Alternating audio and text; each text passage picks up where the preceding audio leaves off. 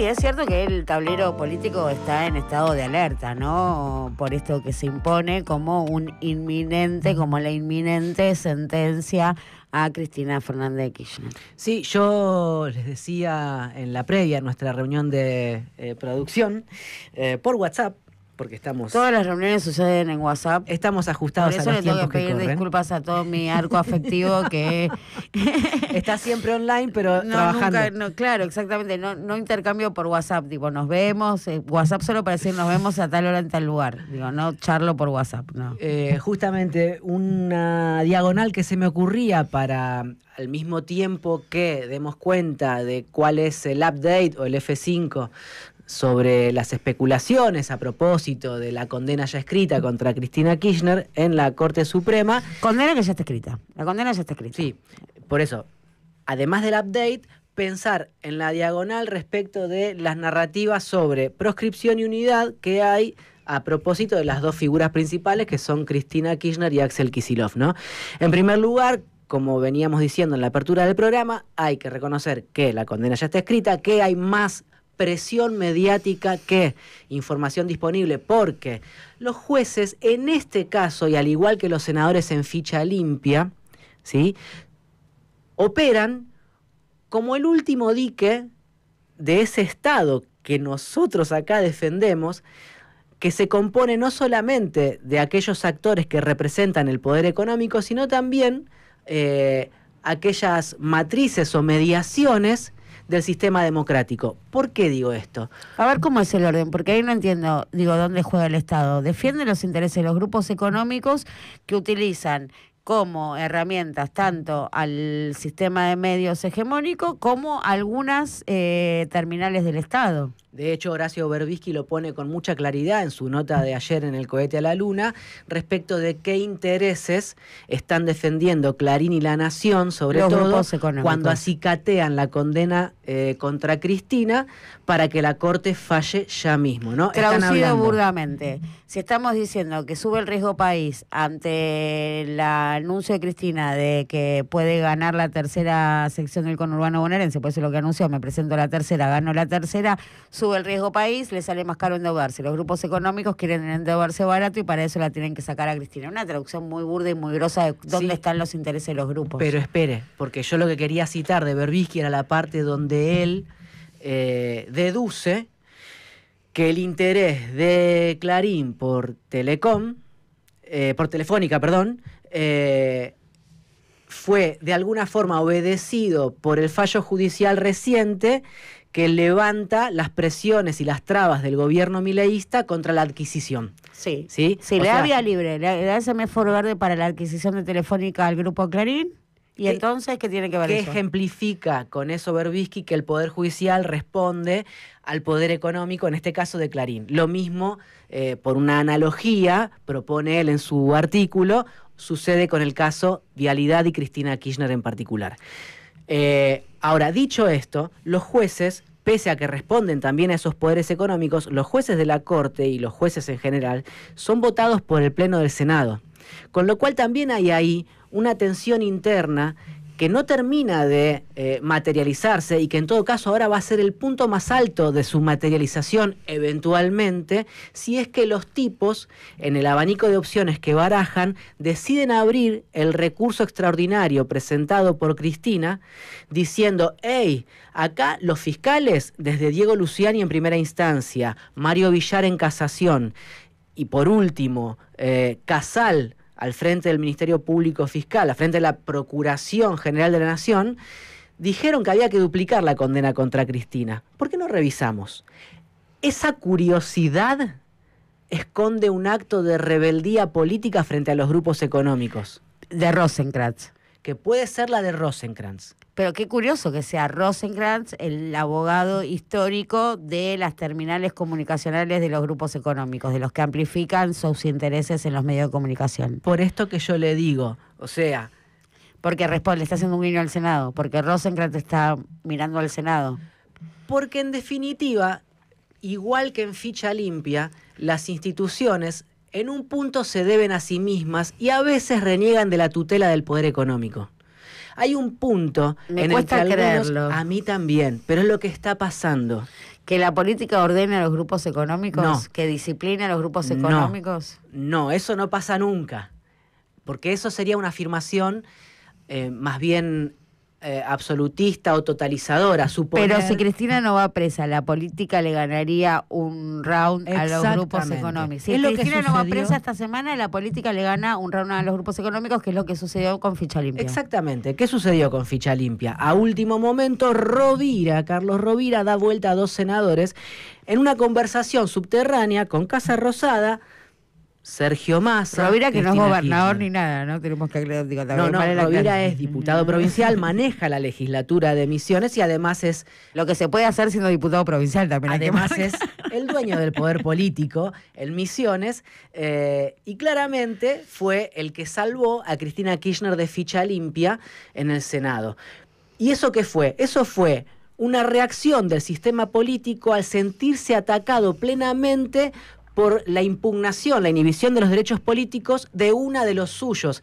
Incluso cuando no comulguen con Cristina. Era, hoy van por Cristina, mañana van por cualquiera de nosotros, porque todos estamos encausados, porque todos somos rehenes del poder económico. Todos estamos encausados, es que tenemos una causa judicial, no que tenemos una causa política, ¿no? Desde ya. Entonces, lo de la Corte para mí es inextricable, es todavía inabordable, porque hay comentarios de pasillo que dicen una cosa y comentarios de pasillo que dicen otra. Repongamos los comentarios de pasillo de un lado y del otro, así vamos dándole musculatura a ver cómo viene esta escena. Ricardo Lorenzetti, no solamente por Telegram, por WhatsApp o el medio que haya elegido, filtró cuál va a ser la definición de los 3 cortesanos. 12 años, dijo. Pero al decir 12 años, lo que está sugiriendo es que se va a abrir el recurso. Si los cortesanos hacen lugar al dictamen de las 3 fiscalías, Luciani, Villar y Casal, eso significa que hay que abrir el expediente y analizarlo. Y eso le daría más tiempo a Cristina Kirchner. Sería la revisión. O sea, Lorenzetti lo que comunicó fue la revisión, no la sentencia. A mí no me queda claro, porque a mí no me comunicó nada Lorenzetti. No sé, o sea, ahí puede haber una interpretación equivocada del mensaje de Lorenzetti. Yo dependo de lo que dicen aquellos que recibieron el Telegram para saber qué dijo Lorenzetti. Porque Lorenzetti a mí no me mandó ningún mensajito.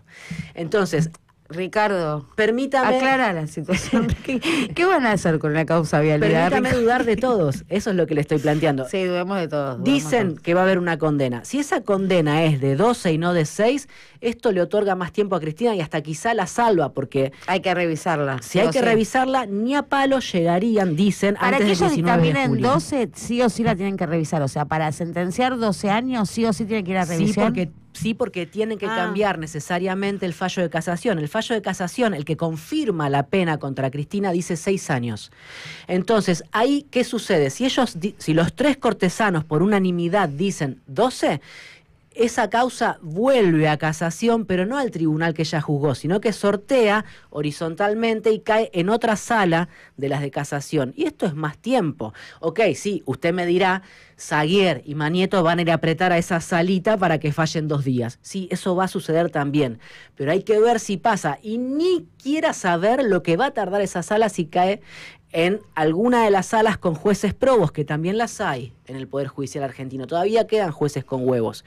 Entonces, yo no sé lo que va a pasar. En el 4º piso de tribunales dicen, la Corte maneja sus tiempos. Eso también es un rapto de todavía un mínimo margen de autonomía del Poder Judicial frente a las presiones del Poder Económico, y lo materializó en un tuit Jorge Asís. En un tuit ayer o antes de ayer, no recuerdo bien, Jorge Asís dice que son ingenuos aquellos que creen que los cortesanos pueden ceder a las presiones, sí, que están ahí por otra cosa. Sí. Por supuesto, tampoco le vamos a atribuir tanta hidalguía a los jueces de la Corte, ¿no? A los ministros de la Corte Suprema, pero tiene que ver con esto que se conversa en el 4º piso de tribunales. Y déjeme decir algo más que está en el abanico de opciones. Si hay 2 jueces que fallan por los 6 años de cárcel contra Cristina, es decir, confirman la sentencia de casación, pero hay uno que no, inmediatamente hay que citar a conjueces, sortear conjueces. ¿Sí? Hay que llamar a 2 conjueces. ¿Por qué? Porque la Corte está compuesta en su organigrama actual, en su régimen actual, por 5 miembros. Entonces, o tenés una mayoría de 3/5, aunque 2 sean fantasmáticos porque no están, porque están vacantes esos 2 cargos, o tenés una disidencia de 2-1 y no podés fallar con 2-1, tenés que fallar con 3-1 mínimo. Para completar vas a necesitar citar con jueces, y ahí también dilatás un cacho. No es tan sencillo. Por eso, después de estas presiones cruzadas, las publicaciones de las versiones, los dimes y diretes, ahora están diciendo, incluso en el diario Clarín, que el fallo de la Corte no saldría mañana. Aún así, citó Cristina Kirchner al PJ a una reunión con todos los dirigentes del peronismo para discutir cuál es el abanico de opciones que le queda al peronismo si a ella la proscriben. Yo adelanté mi opinión personal, mi análisis, que puede estar equivocado, pero que no deja de ser humildemente el mío, y es que en esta ola de ausentismo electoral que se está dando por los desdoblamientos en las distintas jurisdicciones, si la principal candidata opositora, la del peronismo, no es candidata porque está inhibida en sus derechos políticos por la Corte Suprema de Justicia, me animo a arriesgar que va a ser un ausentismo escalofriante, el que asista o el que dibuje las convocado y elecciones. organizado, quizás, porque están llamando y dicen, hubo un par de emociones en ese sentido de algunos de los representantes o referentes del kirchnerismo diciendo, bueno, si ya está proscripta nadie debería votar nada. Y sería legítimo plantearlo en esos términos, que el peronismo no vote. Que el peronismo no vote, ese era el planteo. El tema es quién está dispuesto a acompañar desde el peronismo esa máxima, esa La pregunta axioma. es, ¿Axel está dispuesto a eso? Vamos a ponerlo, la pregunta es, ¿Axel está dispuesto a acompañar? En un escenario donde estamos viendo que tampoco es el probable o el definitivo, ¿no? Digo, estamos viendo que se puede dilatar, que esto puede pasar acá, puede pasar allá, pero en uno de esos escenarios donde Cristina finalmente es proscripta. ¿Qué hace Axel cuando nos preguntamos este llamado a no votar? Yo sumo mucho más que a Kicillof. ¿Qué hace Kicillof? ¿Qué hacen los intendentes? Se definen concejalías. O sea, los intendentes se arriesgarían a no tener candidatos propios y perder los consejos deliberantes de sus municipios. Kicillof a perder la legislatura bonaerense. Digo, todos los actores del peronismo tendrían que evaluar ese costo-beneficio, ¿no? Por supuesto, Cristina pasa a la historia automáticamente y hasta se la empieza a pensar en los términos de Lula da Silva, si quiere un ejemplo regional, o sí, hay que marcar una diferencia. De Perón, si quiere un ejemplo histórico. Está bien, pero con la esperanza que genera el proceso Lula da Silva, que estuvo preso, ahora no me acuerdo la cantidad de días, pero creo que llegaron casi a 300 y pico, más o menos más, pico de días. Finalmente, Lula da Silva es puesto en libertad por la Corte Suprema de Justicia de Brasil, que es la instancia que acá ya tenemos agotada, con lo cual, digo, también, ¿no? Para cuando uno traza el paralelismo, genera tanto entusiasmo ese fenómeno donde sale en libertad y recupera la presidencia, bueno, lo liberó la Corte Suprema de Justicia, Lula.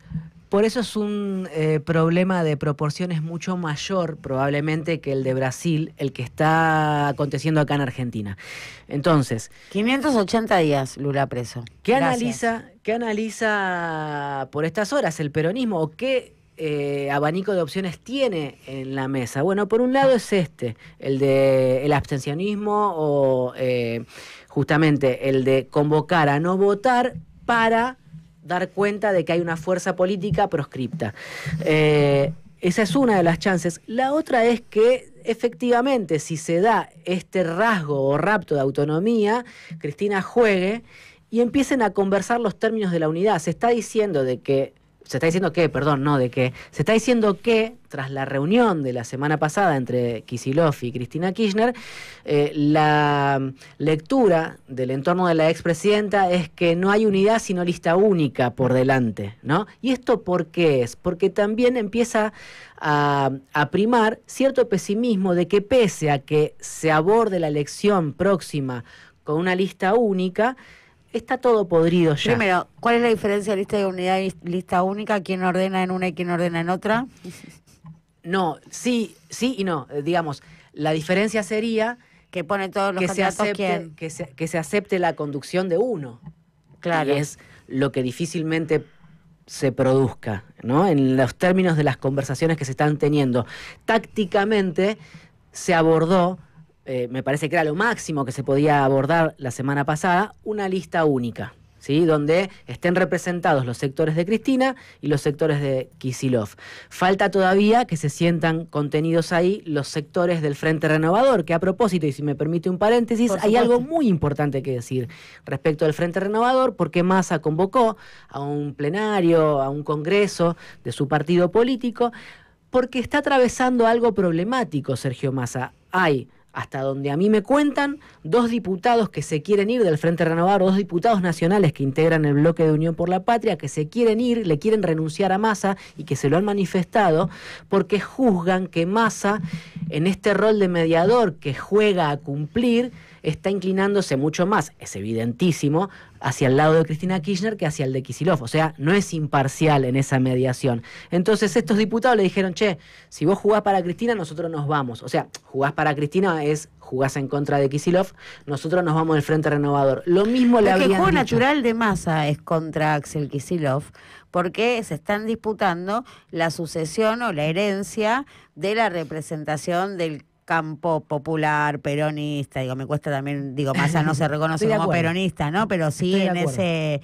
Digo, la apuesta de Massa claramente está a heredar a Cristina y no en armar, por ejemplo, con los gobernadores de la región centro. Digo, me imagino el armado Yarlora, Puyaro, digo, que por ahí Massa, digo, estaría más cercano, pero su apuesta, sin dudas, está en convertirse en el candidato bendecido por Cristina de ese lugar que tanto reniega Axel, al que tanto se resiste Axel, digo, para no ser Alberto. Concuerdo con la primera parte de su afirmación, no con la segunda, porque Massa tiene gobernadores. Digo, Rovira se llevaría bárbaro con Massa. De hecho, se lleva bárbaro. De hecho, le acabo de decir que Massa acordó con Rovira el voto negativo de sus 2 senadores.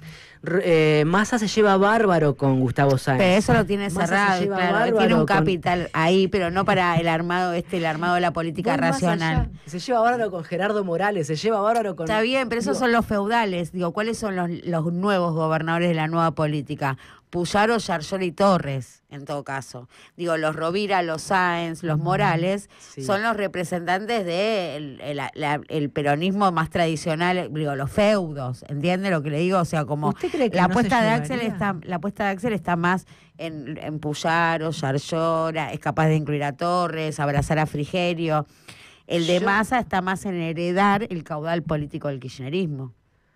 ¿Y por qué en Kicillof no? Se piensa en cómo son las proyecciones que hacen de cada uno de los espacios. Me parece que Yarlora tampoco tendría inconvenientes en acordar con Massa y la apuesta de Kicillof también es heredar el kirchnerismo. De hecho, me parece, incluso tiene más credenciales. Sí, por supuesto, no estoy pensando en la foto que vemos hoy, ¿no? ¿Dónde están los campamentos? En las fotos que vemos, en la foto de hoy. Digo, las tribus, ¿dónde están las tribus? ¿Dónde se juntan las tribus al en after? La foto de hoy, Massa es empleado de un fondo de inversión y Kicillof es gobernador. Entonces, lo que sucede es que a Massa se le están escapando legisladores provinciales, diputados nacionales, intendentes... Massa, que ahora forma parte de la economía formal, así que digo, es un trabajador que pasó de la informalidad a la economía formal y eso le permite, por supuesto, ser mucho más libre con este gobierno. Entonces, voy a hacer un paréntesis para decir, este espacio, tiene mucho subtexto, mucho sobreentendido, mucho entre líneas. Así que si vos querés completar esta oración y necesitas para eso activar el intercambio, dale que va, tenemos todas las vías de comunicación abiertas. Voy cerrando porque le dije que... No queda Rovira todavía. Que había 2 narrativas alrededor de lo que pueden expresar, componer o no Kicillof y Cristina Kirchner. Una era esta dicotomía entre lista de unidad o lista única, o construcción de una unidad o lista única. La otra, le dije yo, era la de la proscripción. ¿Por qué? Porque los mismos medios que están festejando o instigando a la Corte para que falle contra Cristina Kirchner y la metan en cana, están celebrando o atribuyéndole a Kicillof la celebración de que a Cristina la metan en cana, no la dejen competir, porque dicen eso lo beneficiaría a él, que quedaría como el único referente o el referente más competitivo del peronismo. Mente chiquita, mente corta. Y eso, claro. Es un mente corta. Y esa atribución, esa especulación hecha sobre el derrotero de cualquier peronista, no solamente es injusta, sino que es chamullo, porque, como yo decía con usted fuera del aire, hasta Pichetto se negó a pedido de Macri. Es muy incómodo para un Macri, peronista. a desaforar a Cristina. Al ADN peronista, que quizás no lo tengan, digo, como yo, que no lo tengo, yo no tengo un ADN peronista, digo, en todo caso para mí es caro a otra emocionalidad, pero para el ADN peronista puro, el dirigente preso es muy caro a nivel histórico, de posicionamiento. Digo, es muy difícil para la CGT no salir a la CGT. Digo, esto mismo, ¿no? Pichetto fue que evitó la sentencia de Cristina durante el macrismo. Pichetto desaforada. la salvó a Cristina del desafuero y se lo dijo. Eran compañeros de cámara, no de bloque. Y le dijo, presidenta, usted va a poder ser candidata el año que viene. Se lo dijo en 2018. Acá no la vamos a desaforar. Fue en una sesión. ¿Sí? Ahora Pichetto cambió, matizó un cachito el discurso y dice que no hay que desaforar a nadie o que no sería justo, lo que fuere, pero que él no se presentaría con un doble conforme del Poder Judicial, ¿no? Esto lo dijo cuando votó a favor de ficha limpia, Pichetto, en Bueno, hay diputados. mucha presión de los grupos económicos para correrla a Cristina de la escena política, pero ayer escuchaba un analista decir, y me parece interesante traer esto, que así uno tenga una larga trayectoria y tenga muy caminada la arena política y haya enfrentado muchas batallas, en el planteo de la estrategia todo puede cerrar para que dé un resultado y que se consiga totalmente lo opuesto. Absolutamente. Y ahí están jugando muy fino en esta. Esta es muy fino. La están dotando a Cristina de una envergadura y un volumen político que quizás ya no traía.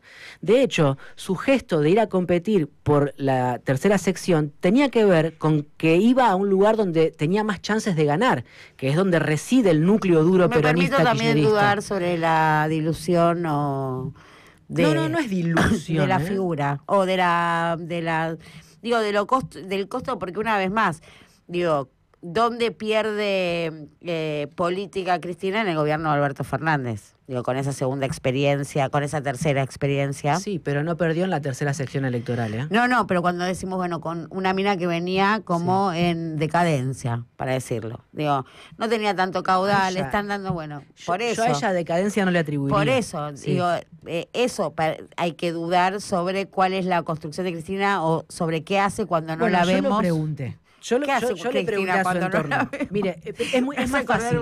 Mi hija que cuando dejó de ser presidenta me dijo, ¿de qué trabaja Cristina? Tenía 3 años. ¿De qué trabaja Cristina? Hace poco mi hijo me hizo una pregunta parecida sobre otro dirigente. Pero bienvenido a la economía formal.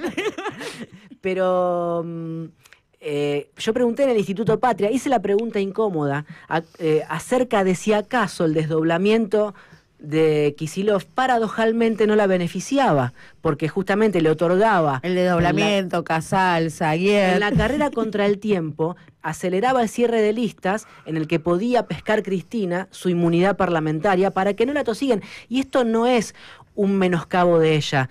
¿Por qué? Porque el peronismo la tiene que pensar a ella como su instrumento más importante y no puede dejar que vaya en cana. Y está bien que ella calcule incluso la inmunidad parlamentaria para seguir tallando en política. No hablo de un menoscabo o un menosprecio a su figura, todo lo contrario, tiene que pensar cómo seguir actuando.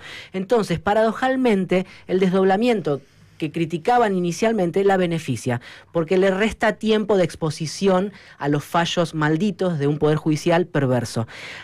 Le hago esa pregunta al Instituto Patria y me dicen, no, Cristina piensa escenarios y gana. Entonces, ella va a ganar la tercera sección electoral, que es donde tiene más peso y volumen político su figura e intención de voto. Dicho mucha honra. Dicho esto, yo vengo diciendo que el espejo en el que Cristina se miraba, y esto también es una interpretación mía, es el del 2003, donde Néstor Kirchner con un 22% entra a un balotaje contra un Menem de 24 puntos, ¿sí? Después de haber estado en cana ese Menem. En el 2001, el juez Urso lo manda en cana y termina en la quinta de Gostanián unos cuantos días Menem. Bueno, si Cristina Kirchner fuese proscripta por esta corte sucia, pero a su vez más adelante en la Corte Interamericana o donde fuere que recalase su reclamo, la eximen y la corte local debe avenirse a lo que determinan en la Interamericana y puede competir. Y no hay tal unidad, porque lo que hubo fue solo lista única. Y Kicillof compite por las suyas. ¿Qué escenario se imagina usted? Yo imagino un escenario de un peronismo fragmentado como el del 2003, donde están como Menem, Rodríguez A por los gobernadores y Néstor Kirchner, están todos de nuevo en un lodazal, en un guiso, revueltos, pescando ese 60-50% histórico de un peronismo en una sociedad que, pese a los intentos proscriptivos, inhibitorios y persecutorios de la clase dominante, no terminan de matar. Entonces, si la sentencian es para jodernos, y si no la sentencian, también. Confianza en tu radio.